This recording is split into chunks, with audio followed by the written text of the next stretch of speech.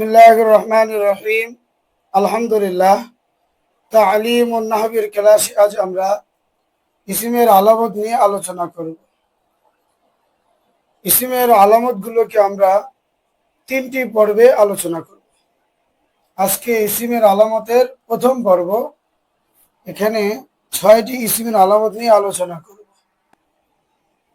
1 নম্বর ইসিমের আলামত হলো শব্দের শুরুতে আলিফ ও লাম অর্থাৎ আলিফ লাম হওয়া। শব্দের শুরুতে যদি আমরা আলিফ লাম দেখতে পাই তাহলে আমরা নিশ্চিন্তায় বলতে পারবো এই শব্দটা ইসিম, ফেলও নয়, হরফও নয়। যেমন আলহামদু, আল কিতাবু আর রজুলু, তিনটা শব্দের শুরুতেই আলিফ লাম রয়েছে। সুতরাং আলহামদু, আল কিতাবু আর রজুলু তিনটাই ইসিম।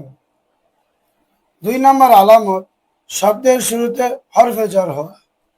আমরা হরফে জর সূত্রটি পড়েছি। যে কোনো একটি হরফে জর যদি কোনো শব্দের শুরুতে আসে তাহলে মনে করতে হবে যেই শব্দের শুরুতে আসছে ওই শব্দটা ইসিম।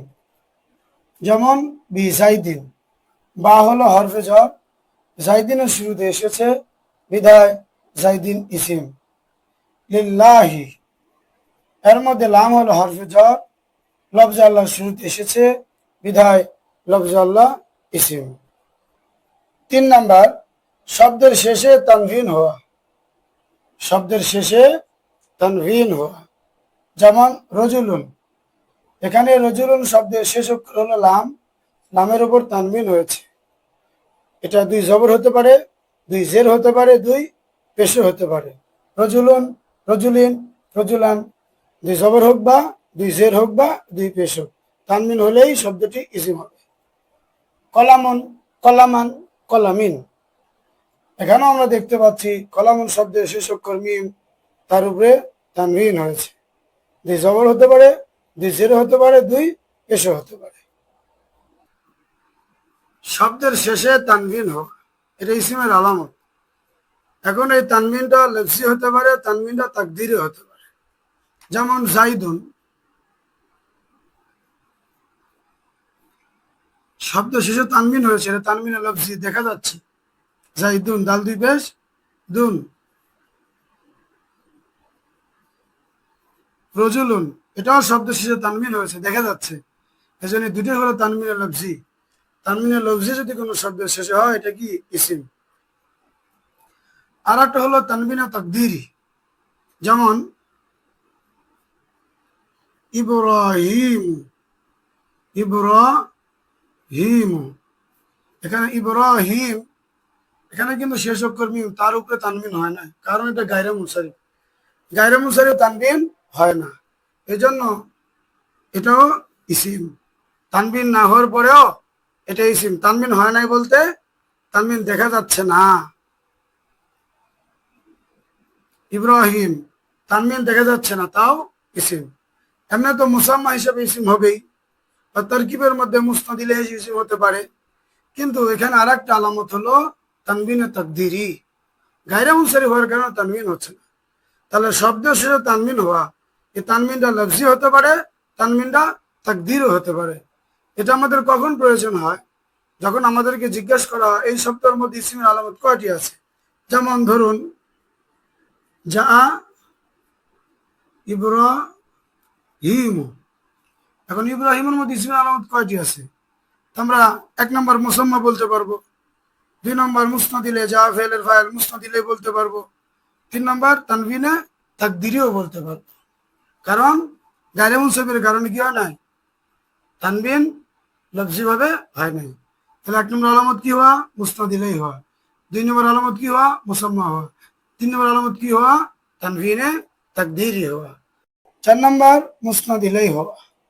মুসনাদ ইলাইহি যদি জুমলা ইসমিয়ার মধ্যে হয় তাহলে তারকিবে আমরা যেটাকে মুবতাদা বলি এটাই মুসনাদ ইলাইহি।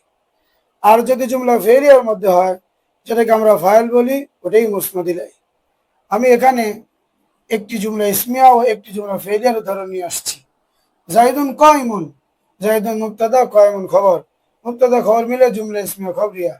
এখানে যে জাইদুন মুবতাদা এটাই মূলত মুসনাদ ইলাইহি, এটা ইসিম। নাসরা বাকরুন, নাসরা ফেল, বাকরুন ফাইল, ফেল ফাইল মিলে জুমলা ফেলিয়া। এখানে যে আমরা বাকরুনকে ফাইল বললাম, এটাই মূলত মুসনাদ ইলাই। তাহলে জুমলা ইসমিয়ার মধ্যে মুবতাদাই হলো মুসনাদ ইলাই, জুমলা ফেলিয়ার মধ্যে ফাইলটাই হলো মুসনাদ ইলাই। 5 নম্বর আলামত হলো মুজাফ হওয়া। যেমন গোলাম জাইদিন কিতাবু রজুলিন, গোলাম মুজাফ, জাইদিন মুজাফ ইলাই। মুজাফ মুজাফ ইলাই মিলে মুরাক্কাব ইজাফি।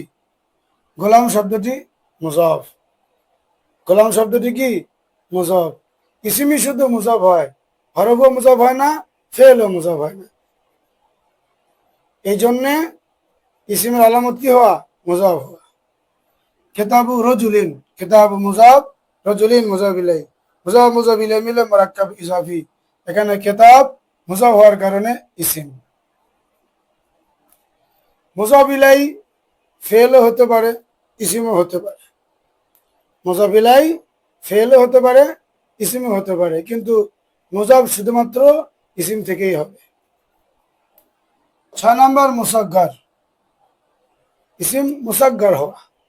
মুসাগ্গার কাকে বলে এটা নিয়ে আমরা ভিন্ন একটি ভিডিও করব ইনশাআল্লাহ। তবে আমরা আজকে এতটুকু জেনে রাখি, মুসাগ্গারের 3টি ওজন। কয়টি ওজন? 3টি। 1 নম্বর ফাইলুন, আইন ও লাম কালেমার মাঝে ইয়া অতিরিক্ত হওয়া। 2 নম্বর ফাইলিলুন, আইন ও লাম কালেমার মাঝে ইয়া অতিরিক্ত হওয়া, লাম কালেমা তাকরার হওয়া। 3 নম্বর ফাইলিলুন, আইন ও লাম কালেমার মাঝে ইয়া হওয়া, লাম কালেমা তাকরার হওয়া এবং 2 লামের মাঝে ইয়া অতিরিক্ত হওয়া। তাহলে ওজন হলো কয়টি? তাসগীরের ওজন কয়টি? 3টি। 1 নম্বর ফাইলুন, 2 নম্বর ফাইলিলুন, 3 নম্বর ফাইলিলুন। এই তিনটাই মুজাক্কার, পুরুষের জন্য ব্যবহার হয়। যদি আমরা মুআন্নাস বা মহিলার জন্য ব্যবহার করতে চাই, তাহলে শেষে গোলতা বৃদ্ধি করতে হবে।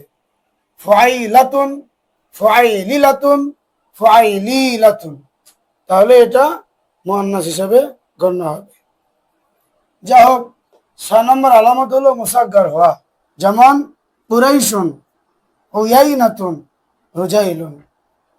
এই 6টি আলামত আমরা ভালোভাবে আয়ত্ত করার চেষ্টা করি এবং আমরা কোরআন ও হাদিসের আরবিগুলোর মধ্যে ফিকির করি যে এই 6টি আলামতের কোন আলামত পাওয়া যাচ্ছে।